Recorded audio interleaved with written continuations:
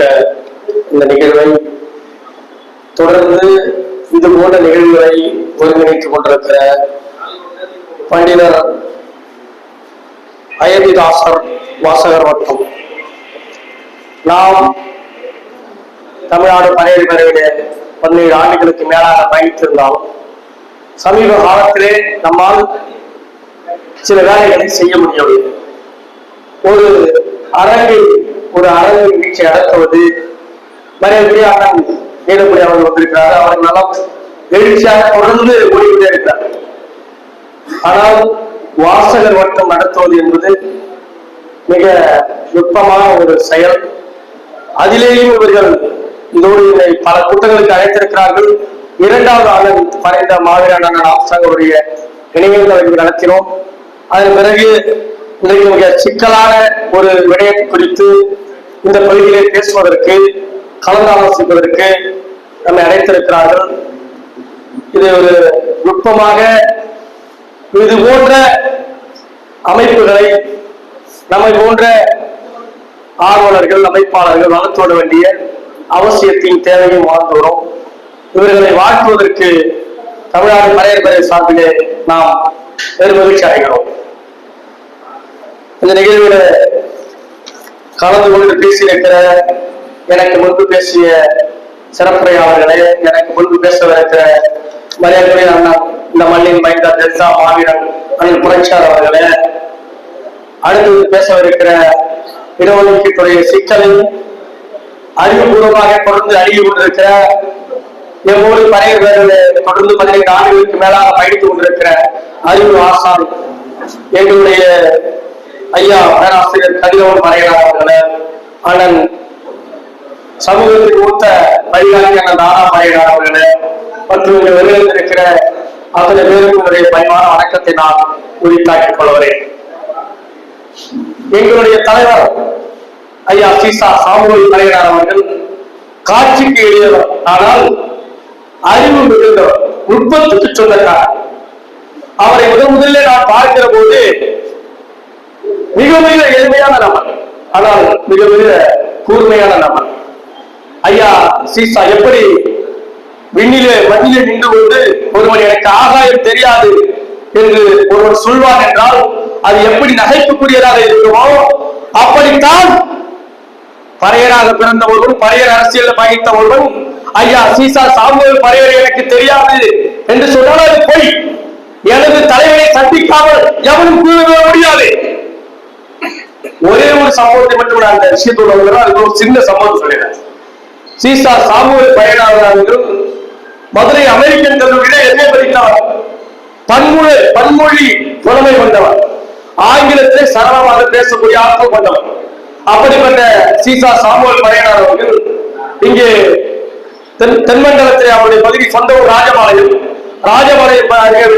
அங்கே நமது பகுதியாவது காலனி ஊர் என்று ஓரளவுக்கு இப்ப நம்ம பார்க்கிற காலத்துல கொஞ்சம் நல்லா இருக்கு. இன்றைக்கும் நீங்கள் தென் மாவட்டத்திலே பகுதிகள் என்ன ஆளுக என்ற வார்த்தையை பதத்தை பயன்படுத்தி விட்டுதான் பேசுவார். அங்கே பறையன் என்று உரத்து அவர் சொன்ன செய்தியை மட்டும் நான் பதிவு செய்து கொள்வேன். அங்கே தலித் யூத் மூவ்மெண்ட் என்று 1989 கட்டமைக்கப்படுகிறது. அந்த தலித் யூத் மூவ்மெண்டிலே மதுரை மலைச்சாமி அவர்கள் தலைமையேற்கிறார். மறைந்தவர்கள் மீது நாம் வர்க்கத்தை கட்டுவது கிடையாது, ஆனால் தலைவர்கள் சொன்ன செய்தியை சில இடத்திலே சொல்ல வேண்டிய தேவை இருக்கிறது. சீசா சாமுவேல் பறையர் அங்குள்ள இளைஞர்களை திரட்டி கொண்டு அணியாக திரண்டு பார்க்கிறார்கள். அங்கிருக்கிற தலித் பந்தர் ஆஃப் இந்தியா, அங்கே மேற்கு மாநிலங்களில் அங்கே வட மாநிலங்கள் நெருப்பால் கட்சி இருந்து கொண்டிருக்கிறது. இங்கே நடக்கிற கூட்டங்களில் எல்லாம் அறிமுகப்படுத்துகிற போது என்னை தோழர் ஐயா அவர்கள் அறிமுகப்படுத்துகிற போது அருள் பறையர் வந்திருக்கிறார் என்று அறிமுகப்படுத்துகிறார். இது போல அறிமுகப்படுத்தியிருந்தால் அவர் கௌரவமாக போயிருப்பார்.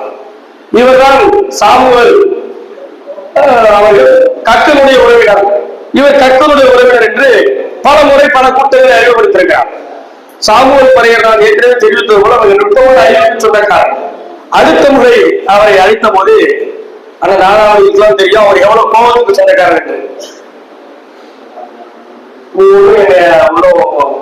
கக்கனுக்கு சொந்தக்காரர் மறைமுக சொல்லல இல்லைன்னா அதற்கு தொடர்ச்சியாக நம்முடைய தமிழ்நாடு பறையர் பேரவை ஐயா அவர்கள் அங்கே நிறுவுகிறார்கள்.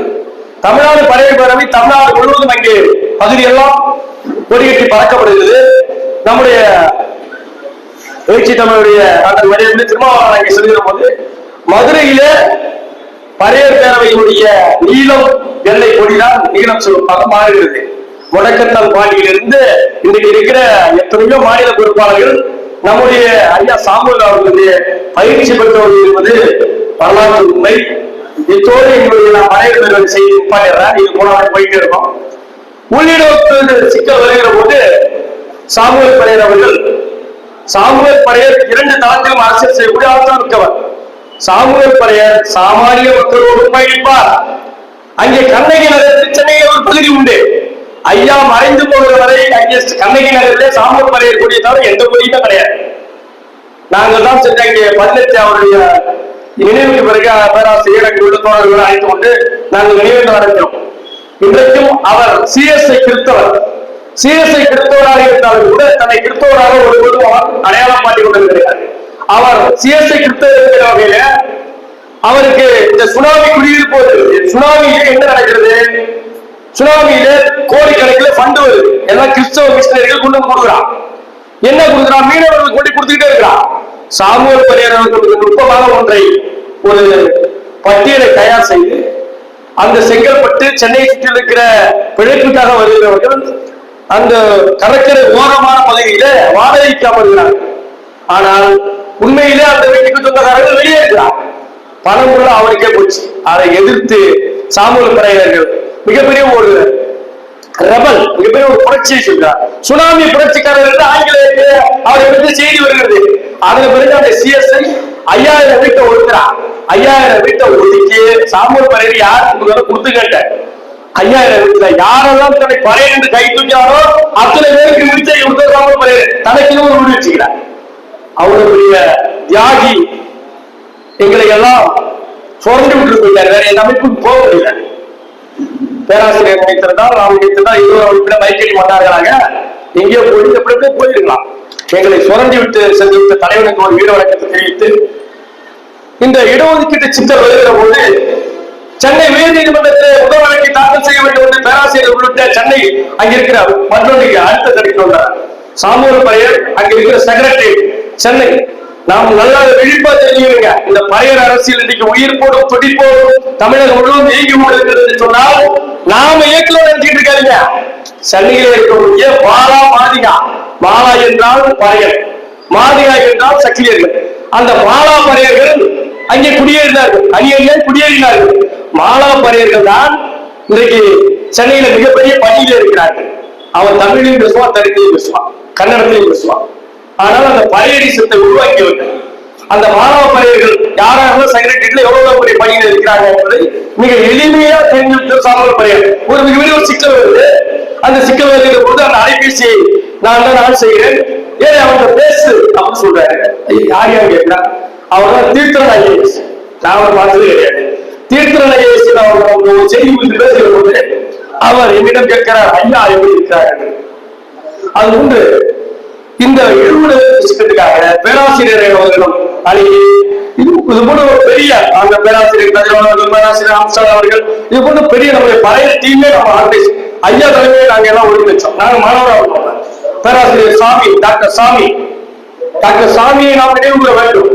டாக்டர் சாமி உள்ளிட்ட மிக முக்கியமான நாங்களாம் இளைஞர்களாக இருக்கிறோம். பேராசிரியரை எல்லாம் வழிகாட்டி தமிழகம் முழுவதும் முதலிலே பேராசிரியர் சொன்னார்கள், நமக்கு பல்கலைக்கழகத்திலே நமக்கு வசதி இருக்கிறது. அங்கங்கே இருக்கக்கூடிய மதுரை பல்கலைக்கழகம், காமராஜர் பல்கலைக்கழகம் வரை நாம் அனைத்து அந்தந்த பகுதியிலே உள்ளிடுவதற்கு என்ன, பறையர்களுக்கு என்ன ஆபத்து என்பதை லிட்டரலா பிராக்டிக்கல் லிட்டரல் ஒரு தியரியை எப்படி செய்வது என்பதை அந்த தியரிட்டிக்கலாக எல்லா பகுதியும் நாம் செய்தியாக்கி கொண்டு வந்து கொண்டே இருந்தோம். சாமுவேல் பறையர் ஒரு ஆண்டுகளுக்கு மேலாக ஒரு 40 கூட்டங்களுக்கு நடத்தினோம். 40 கூட்டங்களுக்கு மேலாக தமிழகம் முழுவதும் நாம் நடத்துகிற போது ஒரு சலசலத்தை உண்டு செய்தது. அதை நம்முடைய மைக்கடி மன்னார்கள் நினைத்திருந்தால் ஒரே சுண்டு வர நிறுத்திருக்கலாம். அவர்கள் ஏதோ பேசிக் கொண்டிருந்தார்கள், அது நம்ம போக வேண்டாம். ஆனால் இன்றைக்கு அவர்கள் ஒன்றை பேசிவிட்டு ஆப்போசிட் குரங்காக பிஜேபியில இருக்கிறார். பிஜேபியில இருக்கிற நம்முடைய சகோதரன் தான் பிஜேபியில இருக்கிறான். அவன் அவனாக இருக்கிறான்.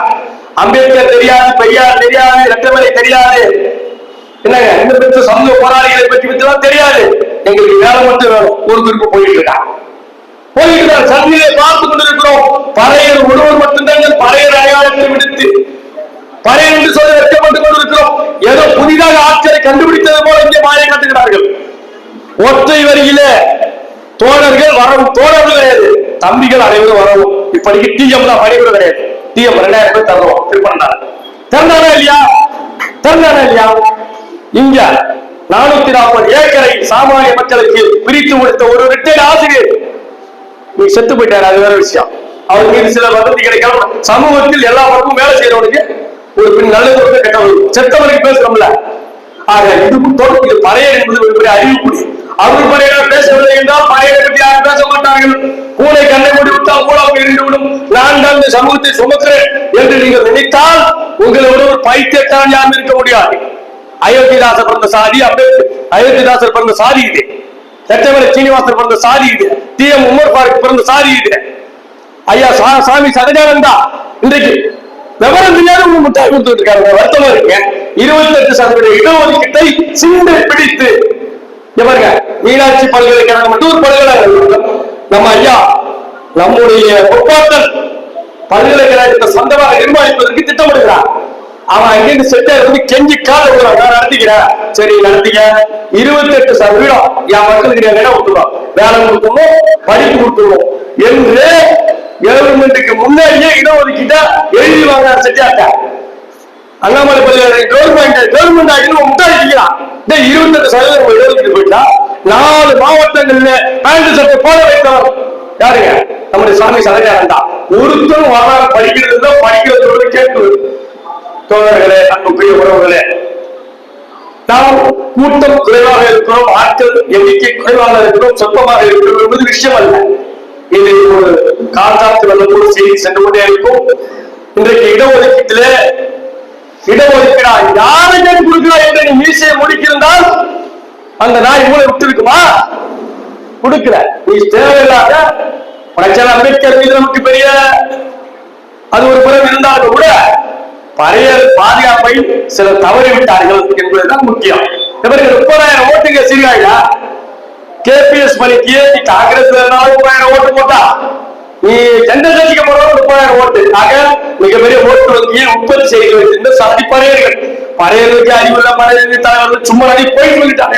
எனவே இவங்க வந்துதான் கூட்டத்தை கண்டுபிடிச்ச மாதிரி கூட்டத்தை அதை வைத்திருந்தவங்க. பள்ளிகொண்டா கிருஷ்ணராவுங்க அவருடைய தமிழகத்துடைய எல்லை பள்ளிகொண்டா கிருஷ்ணராவுங்க. நாகப்பன் நம்முடைய நாகப்பன் பிஎஸ்பி நாகப்பன் 10,000 பேர் கட்டக்கூடிய பிஎஸ்பி என்று இங்க பகுஜன் சமாஜ் கட்சி நம்முடைய பாபுஜி காட்சிராமன் அறிவித்த போது சிதம்பரம் பகுதியில 10,000 பேரை திரட்டக்கூடிய அதிமுக தலைவர் வாழ்ந்திருக்கிறார். என்ன பணாரத்தை அவர்கள் விரும்பவில்லை.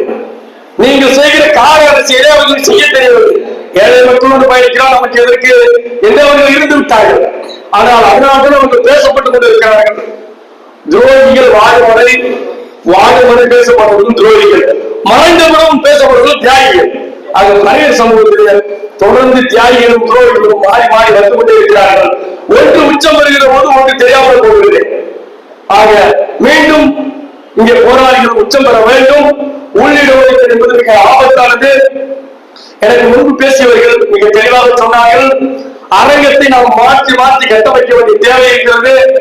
நுட்பமாக நாம் சொல்ல வேண்டும், யதார்த்தமாக சொல்ல வேண்டும் என்றால், என் வீட்டுல பொண்ணு 4 பொண்ணு வயசுக்கு வந்து ரெடியா இருக்கு.